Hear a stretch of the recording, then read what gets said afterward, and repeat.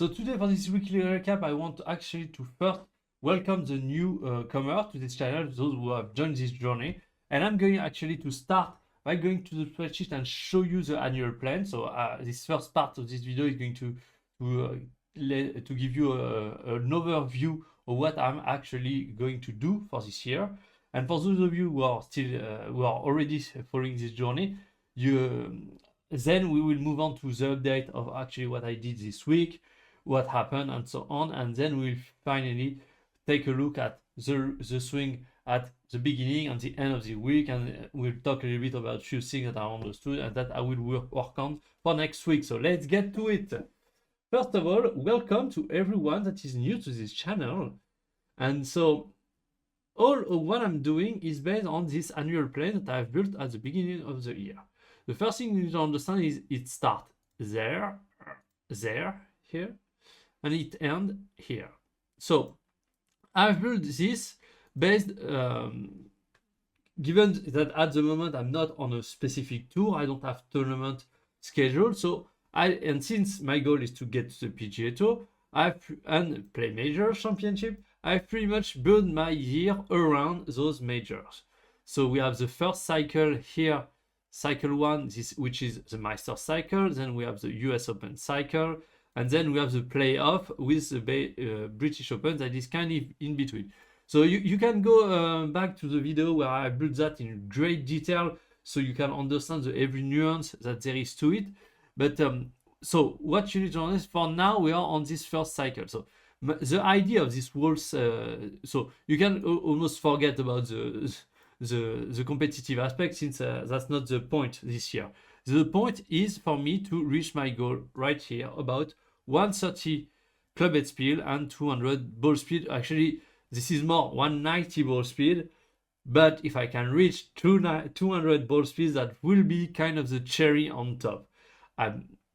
Honestly, I don't know if that's going to happen. Even 130, to be honest, that I have a long way to go. So, but I'm going to spend the entire year working on that to get to 130, and because this year is about speed. On my road to the PGA Tour, what I see is, first, I need to work on speed to really, because speed is mainly the thing that can break your technique, because you need to break to make it more efficient in order to progress. Where precision is more about getting more efficient and more comfortable with your own technique, and build and just reinforcing the patterns that are already there to make you more consistent over time. So that's why year 1, okay, we are focusing on speed. I'm breaking everything that I need to break. And then when I move on to next year, regardless of if I reach my goal of 130 or not, I will move on to precision training and so on, things that will actually allow me to get to the PGA Tour. But this is kind of the thing here, because I'm working more on like an overarching cycle. Here you can see this is a 1-year cycle, but I'm thinking about somewhat 4 to 5 year cycle, where the first year is actually a big foundation. Generally in periodization, you call it general preparatory phase. And so this is a whole year general preparatory phase, and I will have another year next year where I'll start doing a little bit more competition as well, but which will also be a general preparatory phase, but focus more on precision and consistency rather than power. Power is about this year. So anyway, so I've pretty much set the different goal regarding each cycle. So first here you see that there is a pre-season, the competitive season, and the rest and recovery. So here we are more on this part, especially those 2 parts here, where the goal for me is to cut back on fat, to get back to 10%, and get back to fitness. So that's pretty much this. And getting back to fitness, I need to do a lot of endurance work and so on. So this is I do a lot of volume, and so that's really perfect when you do a lot of volume to actually lose fat at the same time, because you are burning a ton of calories. Anyway, so that's kind of where we are at the moment, where I've changed. At the beginning I was putting speed endurance training, but the issue that I found, and in my mind that was always technical foundation at the beginning, but I use the wrong word. But yeah, I'm doing so much work on the gym side that if I start eating more and more balls, because to the speed endurance training is pretty much doing 6 sessions a day with 200 balls a day. So that's a lot of volume, and I cannot do that at the moment because of the volume I'm already doing in the gym. If I do that, I will overtrain for sure. So for now, it's more about, okay, try to eat 6 times a day, go and train 6 times a week. Well, at least 100 ball. You can try to push it to 120 balls per day, and try to do technical work. So at the moment, my technical work is more or less trying to get a perfect copy of Rory McIlroy's swing, or at least on this, because I'm not trying necessarily to copy Rory McIlroy's swing. It's just that my swing kind of looks like him, but he's one of the top players in the world, and I'm not. So I guess he's doing something better than I'm doing. So that's why I try to understand what he does on a deeper level. It really builds a strong foundation, and once I have the strong foundation, then I will start trying to move faster with those foundation. Anyway, so then we will have so that's the build part where I really have those two things, and then we have the week where I'm going skiing, which is going to be to put an end to this cutting fat period, let's say. Anyway, so then it's going to be more about pushing speed, but we will have plenty of time to talk about that in the future. Don't worry. So okay, so that come back. That's it. Okay. Now, what happens this week? That's the interesting things here. Let's actually increase the. Here we go. So you can see a little better. So the number for the week. Well, I'm on track. So I started on 19% body fat, which is pretty high. I kind of let myself go last year, as I said. But that was kind of because I was kind of trying to push strength a lot. And so I was always on a caloric surplus for the entire year. Almost, that was a little bit too much. Anyway, so the goal was to lose about 1% per week. So that was the beginning of start week 1. So this doesn't count. So 1, 2, 3. Already 3 weeks in, I'm at 16% where I started. So that's 3% loss. So so far we are on track. But what I'm really happy about is the fact that actually I have maintained and even increased my muscle mass through this period, which is pretty insane. I wasn't expecting that. Honestly, I was thinking that I was going to struggle to stay where I am. But apparently, no. I'm able to build muscle, which is pretty insane.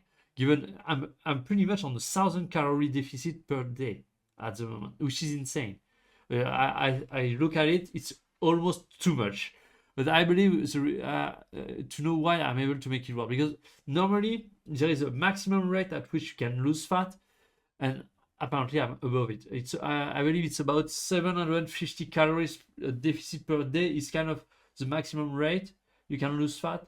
But I believe there might be an exception, because this is based on the average consumption of fat based on your metabolism. Of course, if you have a higher metabolism, if your metabolism is higher in terms of expenditure, you will burn more fat. I don't know. I'm not sure. Honestly, I'm not an expert on that. But the reason is probably so. There is nothing much to talk. Yes, just the thing that was very different from last week. You see that last week compared to the week prior, I lost muscle. It's because I started overtraining a little.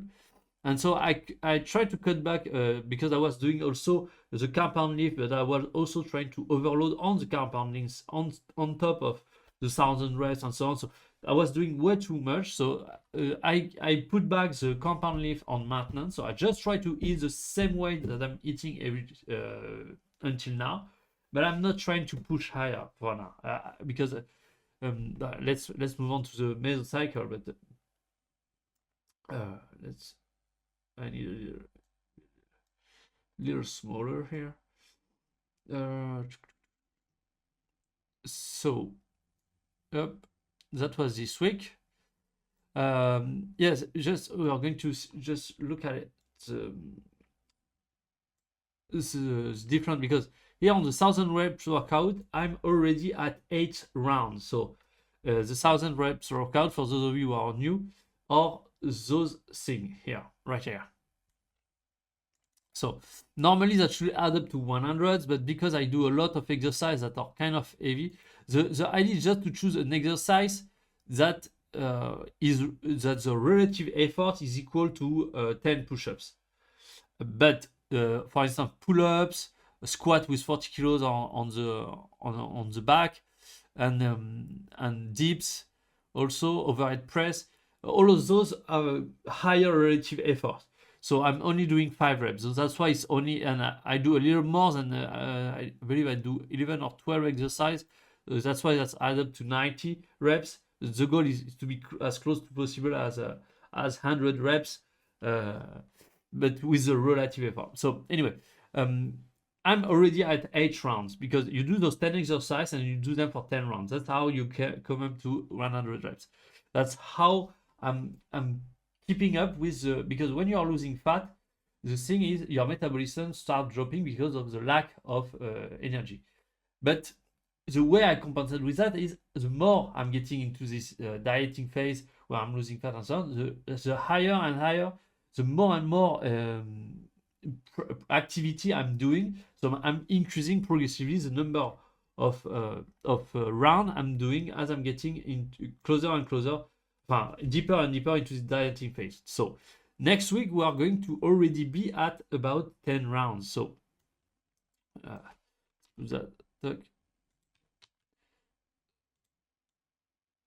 so probably I will do like 9 for the first 3 days and then 10. So the question then it is, what will I do then to keep up with the fact that my body will continue to decrease in terms of energy expenditure? Well, then this is going either to be for me to reach my goal, because I need to do those 10 runs under 1 hour. So that's first few things where doing it with more intensity will allow me to keep my metabolism higher. And then I have a personal best, which is 40 minutes to do the entire 10 rounds. But initially I was doing body weight only, so I'm not sure with the weights I'm going to be able to beat my personal record, but I can try. And that's brutal, because that's pretty much to be able to do it on 40 minutes, you take no rest at all during the entire 10 rounds. Because at the moment I kind of do one round, take about minute or half a minute between each round. After the halfway point, I take a full 5 minutes of rest, and then I do the other half. So for the 10th round, that's going to be I do first 5 rounds and take 5 minutes of rest, full rest, and then I do the 5 other rounds. And if I keep the rest in between rounds relatively short, I should be able to stay within that 1 hour mark, which is the goal. Anyway, so let's just take a look a little bit about the losing fat here. So for this week, and I start feeling that it start becoming a little bit difficult, especially during those 3 days here. I start feeling a lot of fatigue. That was a lot more difficult to stay focused. I had to almost take a break from working, because I start because it has been a full 3 weeks where I only took 1 day off from work and training. So yeah, I took those days. I did work out and train, but I did not work. I kind of took that as to allow me to sleep more in the morning and so on. But if we take a look at the average, maybe I'm not at 1000. That's kind of the issue.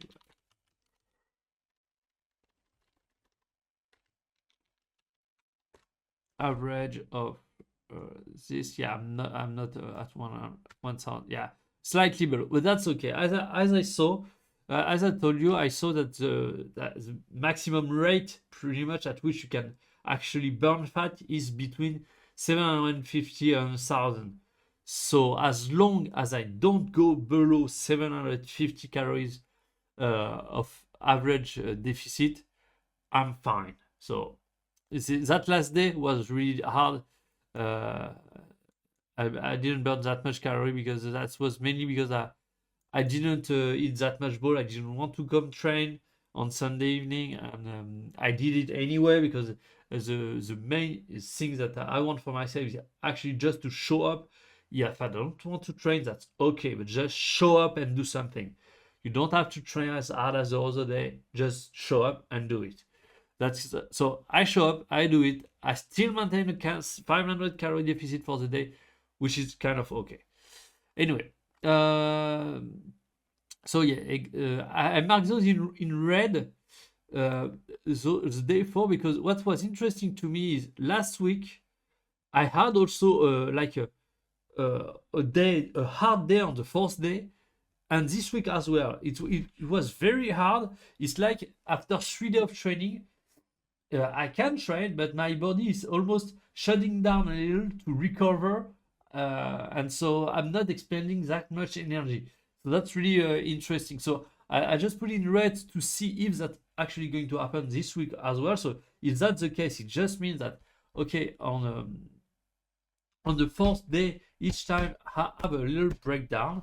So maybe what will be interesting is on the day just before that, trying to eat a little bit more or have a little bit more food in order for me to recover better for the day to be more productive. We'll see. That's something I'm just thinking about. So let's just finish with the overview of the thing. So as I told you here with the squat and so on, I've pretty much kept everything to maintenance.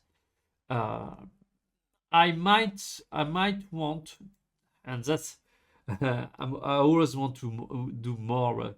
I would like to go for 4 plates here, 3 plates here, and 2 plates here. That actually, sorry, you don't see the exercise. Here we go. So 140, 100. I like round number, but that's pretty much just in my head. Honestly, I think that for this week, I'm pretty much going to try to keep it the same to avoid overtraining, especially because I'm going to reach the 100, the 1000 reps max workout, 10 rounds. Anyway, you understand what I mean. And on the boxing side, I pretty much keep it just like this. That's a warm-up thing. And so something that I didn't add up is that I'm starting on the sitting bag to warm up, because what I find is both the the boxing gym rope and the 1000 reps workout are pretty rough on my joint and so on. And if I start with that, that's not that I cannot do it. I can, but I that's funny, but it's kind of I don't want to hate myself, and that's a very big theme that I have been working on the mental side over the last few years. Is in the past I was working very hard and pushing myself regardless of how I feel, and so what happened is I started self-sabotaging myself because I start building resentment against myself, which is honestly a deep thing when you're thinking about it. And so I have always this tendency to push myself to my absolute limit. And so, but the issue is, if I do so without taking in consideration how I feel about all of that, then I will start self-sabotaging myself and prevent myself from getting the success I want. So that's not what I want. So what I found is I need to make it as enjoyable and interesting, fun for me to actually do the thing that I have to do. And so starting with boxing and jumping rope and the 1000 reps workout is hard on my body, and that causes a little bit of pain and discomfort. So and that might seem like nothing, but when you add up to an entire week where I'm dieting, I'm starving, I'm sleeping less, I'm starting every workout like I'm a robot and I don't give a shit about myself.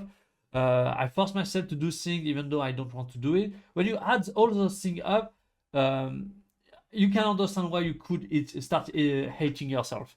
So that's why I try to really, on everything that I'm doing, to make it as enjoyable and easy for me to actually get it done. And so starting with a seated bike allow me to warm up my knees, my legs. And so then when I go and do the warm up for the boxing, those are already warm up and primed to take a little bit more beating. So that causes a little less, that doesn't cause any pain, any discomfort. It's just I keep rising. So I know that's funny. I'm discovering warm up. I know that's kind of crazy, but for someone like me that literally brutalized my body, yeah, I kind of need to consciously go and actually do, actually take warm up more seriously. And something I also start thinking more and more, but I'm still not doing it, is taking recovery more seriously, doing relaxation, stretching exercise, which at the moment I am not doing at all. So yeah, that's kind of the thing that I need to do anyway. And so that's why I try to ease myself into it. The idea of starting with boxing also was in a way to get myself to enjoy the moment, because I find it funny to do jump rope and boxing. That's not even something that is very useful. It's just that gives me a good reason to go and work out, because that's just fun to do for me. So that's also ways that I do to not hurt myself, to help me do the things that I need to do. Where if I was just starting thinking that, okay, I'm going to the gym to, because this 1,000 reps workout, you need to understand that when you are going through the process of getting to 1,000 reps, there is time you will be borderline passing out, you will want to throw up, and that's what I'm experiencing at the moment. So that's absolutely brutal. So if that's the first thing that I do when I go to the gym, I send a signal to my brain that this is going to be awful and I don't want to go. So that's why I'm starting with things that are actually enjoyable. I ease myself into it. And so once I'm there and I'm ready to get it done, I go after it. So that's kind of the way I work on the mental side, because the mental side when you're training is extremely important. Sorry, I know this weekly recap is kind of long, but I figure that those are very interesting things that as an athlete you need to think about, and most people I believe don't really think about it. Anyway, and also the way I finish it, for those of you that are new, is with come back. Here we go. Some hypertrophy. So I try to get a good pump, and I focus mainly on chest, and because I was doing a lot of different stuff, but I realized that legs, arm, legs, all of those pretty much are actually trained within the 1,000 reps workout. I don't really need to train it that much, so that's why, and also to get, because the reason why I want to do that is to finish on something that feel good, to make me want to come back for more later. And so that's pretty much getting a nice pump that makes you feel good about yourself. And so chest and shoulder are kind of my thing here. When if I finish my good chest pump and shoulder pump, it make me feel like, oh yes, that was worth it. And so that's kind of the thing, how I end the loop. So the main part of the workout is actually the strength and the 1,000 reps. Actually, I'm doing the 1,000 reps now before the strength. I'm doing the strength after so I'm actually, anyway, we'll share that later. So that's the core things that actually I need to do that are actually moving the needle for my career as a golfer. Okay. But before I go there, I do a little bit of boxing to warm up because this is fun. That makes me want to go to the gym.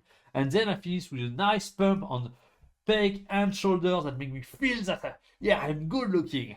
And so that finish on a good note, that makes me feel good about myself, that makes me want to come back for more. This is a loop that actually allow me to actually get the thing done, but still enjoy it, enjoy the process, and not hate myself. pretty much. Anyway, so yeah, that's it. I think that's it for today. No, I forgot. There is something I need to show you. The speed recap. So, and more specifically, that graph here. I'm start tracking. So the speed. So we have the minimum per session, the average, and the maximum. I also have to start tracking the number of balls that I'm eating on a daily basis, and then the weekly average, which we can see right here that I've added. I'm tracking the weekly average because the average is pretty much okay. This is where I'm cruising. So the goal of at the end of this first period is 115, being able to cruise at 115, and so that's kind of the thing. So I started tracking. So I find it really funny because don't move that much.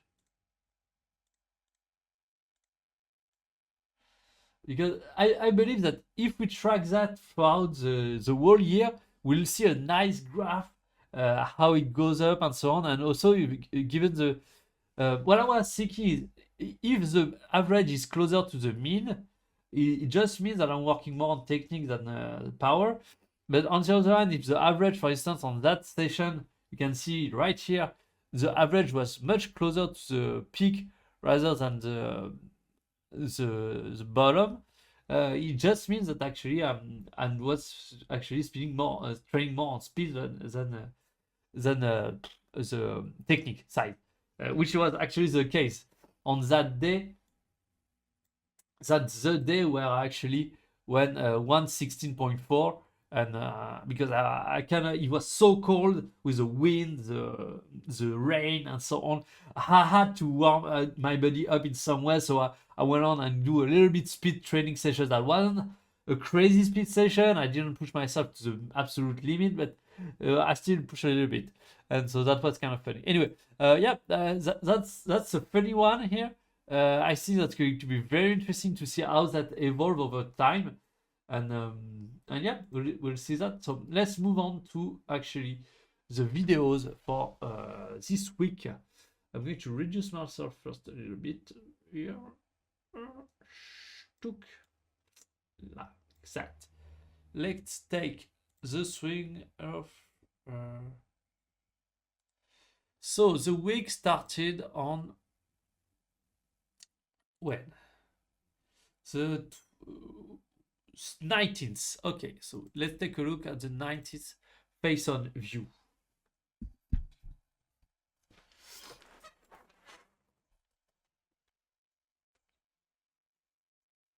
Still struggling to set the club at the right time.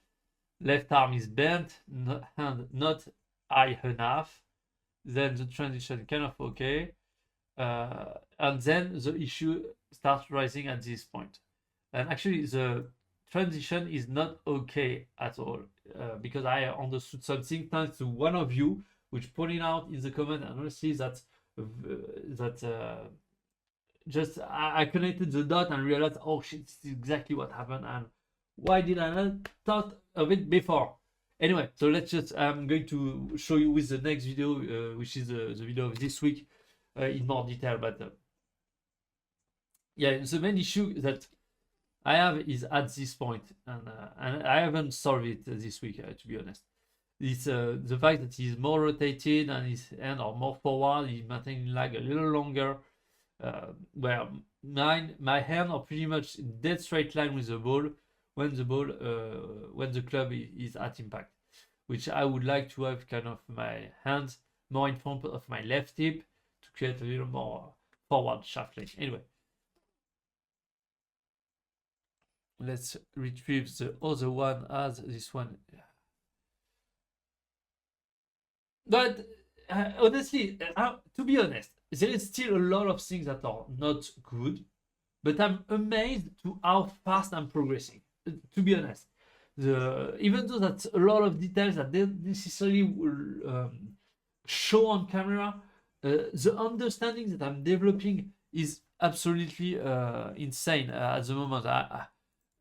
I've never progressed that fast. I believe it's forever.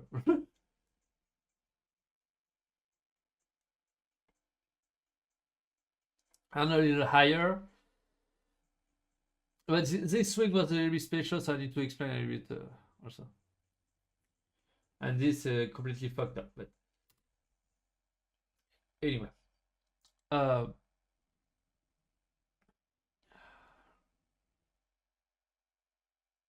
so there was also a question of timing. I had a very high timing. Sorry. When I say high timing, I mean my swing was the pace of my swing was too fast. Anyway, so I forgot what I wanted to say. So yes, let's talk about the thing that I understood. See, at this very moment, when I'm doing the transition here, what I was trying to do is, okay, keep my chest back, but I was also trying to pull kind of the club down. But the issue with that is, since the club at this moment is kind of going up and behind me, what happens if I pull on the handle at this moment, I'm going first to get up and toward the ball, towards this side, let's say. So, and what Rory does here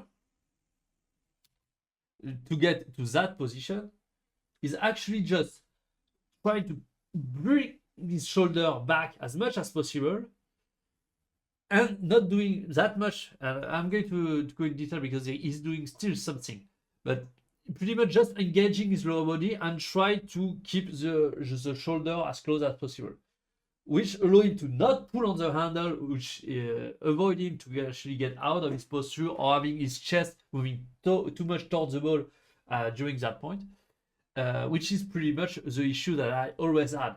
Because every time I'm doing my transitions, two issues that I have, or even the downswing, is one, I'm getting out of my posture, and two, I'm getting my chest that is moving too much towards the ball.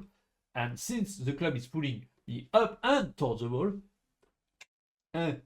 anyway, so, but Rory is not doing nothing with his upper body. I believe that's at least with the thing that I've told you about the bow. So you draw the bow, you pull the string here, and I believe that's kind of the thing, because if you just engage the lower body, what happens, but just let your arm relax and do nothing, they will drop inside and get stuck because of the torque that your lower body is going to do, because you just let your arm drop. So still need to do something with the arm, and the way I think about it is really like that. This is the Kyoto, the experiment I had in Kyoto, which is an archery, a Japan Zen archery practice. And so what you do is, once you bring up the bow here, and then you pull it like this. You pull both shoulder blade back. You pull in this direction with the right elbow. You really stuck that right elbow back in as much as possible, and you kind of retain all the tension through the shoulder here to keep the bow as straight, to extend it as much as possible, like this. And so that, I believe that's also translated right here. When you're doing a transition, when you're engaging the lower body and try to keep the shoulder, you kind of try to create separation a little bit with the left arm like this, and you're kind of pulling the club to create that lag, because you have your hands that are like this. So if you are pulling like this creates you kind of build the lag. So you're at the transition, you're doing this motion, you're engaging your body, and then you're kind of doing that motion like this, and this creates so much tension that creates a triangle with your arm that is so strong that you can engage your lower body as hard as you possibly want, as you're already doing, and your arm will not fall behind. Because when you're doing that, the left arm is actually rotating externally, because the issue of having the arm that are dropping inside and you get stuck is the left arm actually rotating externally. But when you're doing that, it's rotating externally, which prevents, and since you're doing a lot of stretch like this, the arms stay high. If you relax that, you are not doing that, pulling the string, let's say, the arm is going to drop. That's kind of the thing. So I believe this is what he does. When he reaches top, he engage his lower body, rotate, keep his chest back, and when you're actually doing that, that allow you also to kind of, you see, keep the shoulder even back even more. So that's kind of the funny thing that I'm thinking here. I'm going to work on this week, because I believe that this is kind of the main thing that Zen is creating a cascade effect of everything that is happening after that point, which make it very difficult for me to actually get the right motion down. So yes, even though we have worked on a lot of things, I believe that's kind of the thing I want to see here. So that kind of for the for the downswing view. On the downswing, let's try to pull up the down the line. I believe I had a few videos from down the line. Yes, I want right here. Let's come back here a little.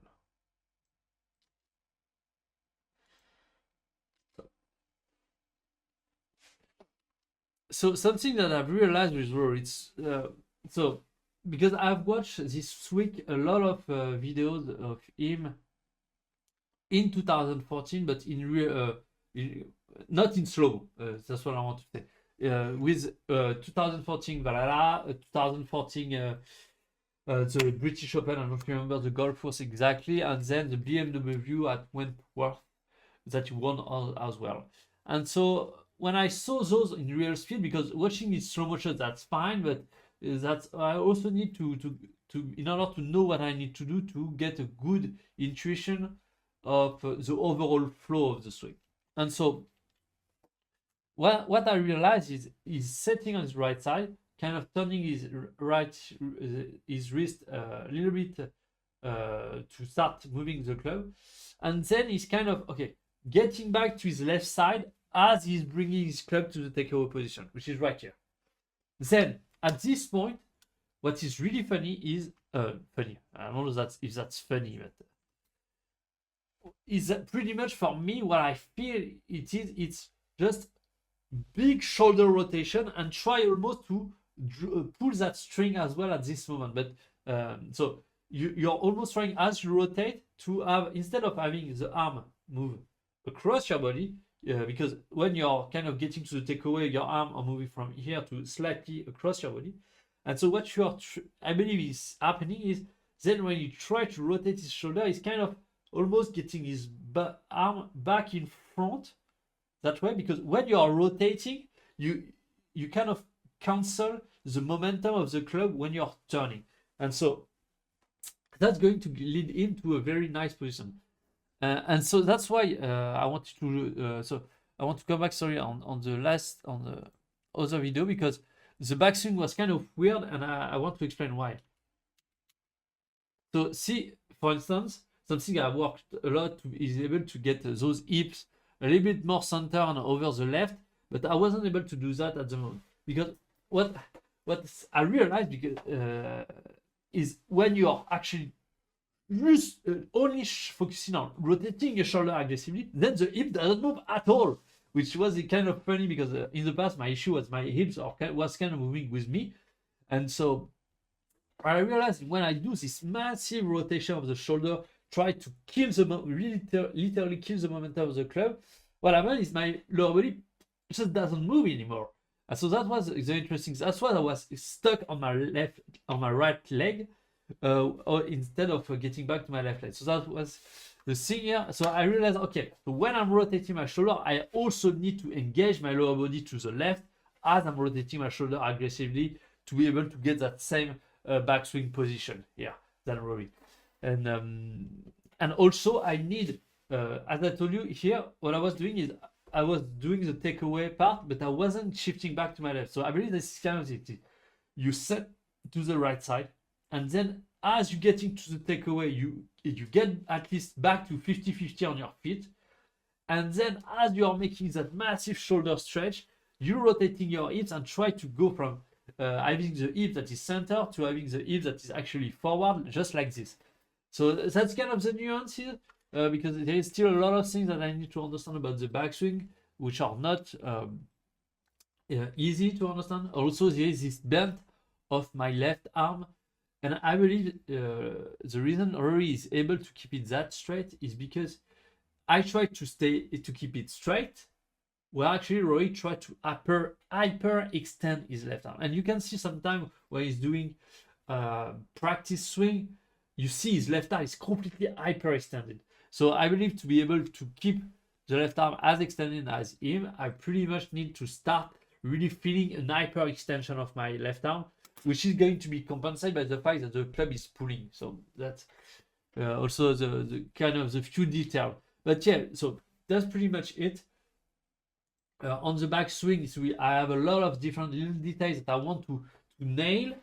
And if I can really glue that with the new transition, and if the insight that I have, or actually what is going to make it work, yeah, I believe this week is going to be extremely interesting in terms of result.